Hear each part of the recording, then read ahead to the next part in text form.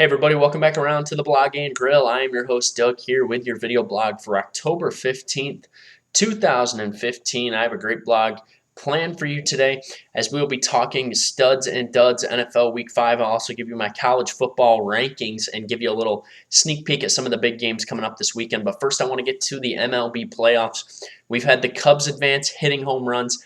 Dodgers and Mets right now in the National League have a score of 2-1. With the Dodgers leading in the bottom of the first inning. Winner goes on to the NLCS. Royals yesterday, Johnny Cueto goes 8 innings, 2 hits, and no earned runs, 8 strikeouts, and he gets the Kansas City Royals onto the ALCS. But the big story of the day yesterday were the Toronto Blue Jays and Jose Bautista. We had a very odd 7th inning with the Toronto Blue Jays up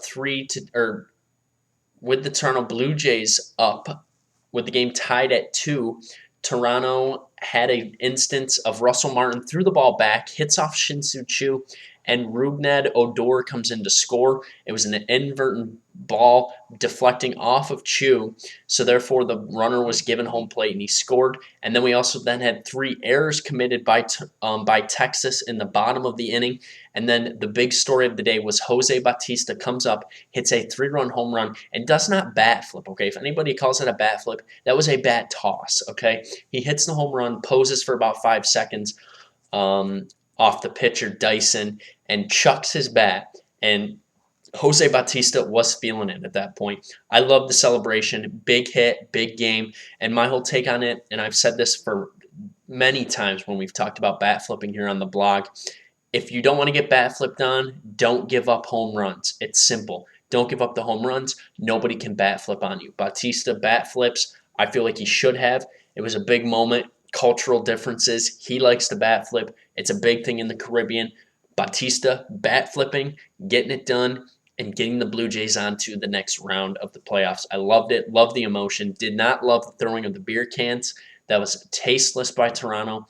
But most of those Toronto fans probably didn't know where they were. They were living out 20 years ago. We had 20-year-olds who are now 40 from the Joe Carter days, just living it up Toronto style. Jose Bautista, you are a gamer. You are a player. You are the man, and you just got your team to the ALCS. All right, time for studs and duds from NFL Week 5. Let's do a stud first. Doug Martin, 24 carries, 123 yards, 2 touchdowns for the Tampa Bay Bucks and their win over the Jacksonville Jaguars. Dud, Latavius Murray, running back for the Oakland Raiders, just 13 carries for 39 yards in the loss to the Denver Broncos. And my number one stud of the week, Le'Veon Bell, 21 carries, 111 yards, 1 touchdown, and scores the game winner with no time left on the clock after getting the ball from the 1-yard line with about 4 seconds to play. And my other dud of the day is Peyton Manning, 266 and 2 picks, no touchdown passes. They get the win. They're undefeated, but the Denver Broncos are not playing good football right now. All right, let's go do our college football rankings. Then we're going to take a look at the slate of games for the college football week that is coming up. All right, so let's do our college football rankings. Mixing it up a little bit this week, number 6 is LSU, number 5 Utah. So we're getting our Pac-12 in there for the first time with number 5 Utah. My top 4, Ohio State still number 1. Baylor is jumping up to number 2 after a very impressive win over a bad Kansas team. Michigan State, my number 3. They have a big game coming up against Michigan this week, which we'll get to in a minute. And number 4 is TCU. They've looked unimpressive, struggled with Kansas State.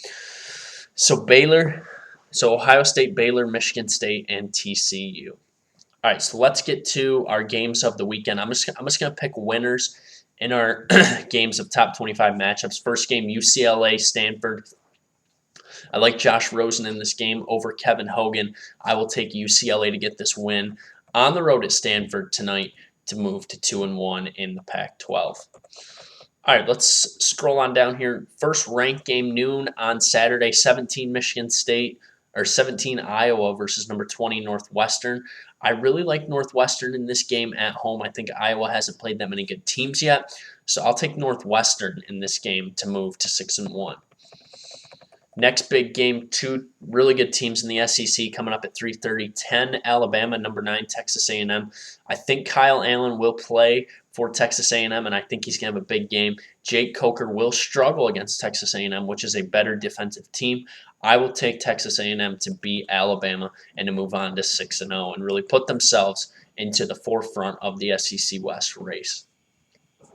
Another good matchup at 3:30. 7 Michigan State, 12 Michigan. Michigan has shut out their last 3 opponents. I think Connor Cook will be the better quarterback in this game, and I think because of that, we will see Michigan State get by Michigan and give Jim Harbaugh the first loss in Big Ten play. Another big game, 7 o'clock, number 8 Florida, number 6 LSU. I like LSU because of Leonard Fournette in this game, and I think the loss of Will Grier is going to be tough on Florida. But I think LSU will get it done. Brandon Harris can make enough throws, and LSU will get it done at home on Saturday night. Another big matchup, number 14 Notre Dame against unranked USC. I think Cody Kessler is going to play well, but I like Procise a lot for Notre Dame. He is a top 5 running back in college football right now. I think Procise will get it done, and Notre Dame will win this game. And then in the final big game of the night, Ohio State versus Penn State. Christian Hackenberg is going to put up some points against this Ohio State defense, but I think Ezekiel Elliott is going to be too much for them to handle, and Ezekiel Elliott will get it done. Ohio State will win this game and stay unbeaten. All right, I'm thinking I'll probably be back on Monday. Probably not going to do any NFL picks for the week. Might just submit them on typed form on my Facebook page. I'll be back on Monday, though, to wrap up NFL Week 6. As NFL Week 6 kicks off tonight with the Falcons and the Saints, I'll be talking about that. I will also give you some more college football stuff. We'll talk a little NASCAR, too. NASCAR heads to Kansas this weekend, second race of the contender round. We'll see what happens. Thanks for tuning into the Blog and Grill. I'll see you back here on Monday. Have a great rest of your week and a nice weekend as well.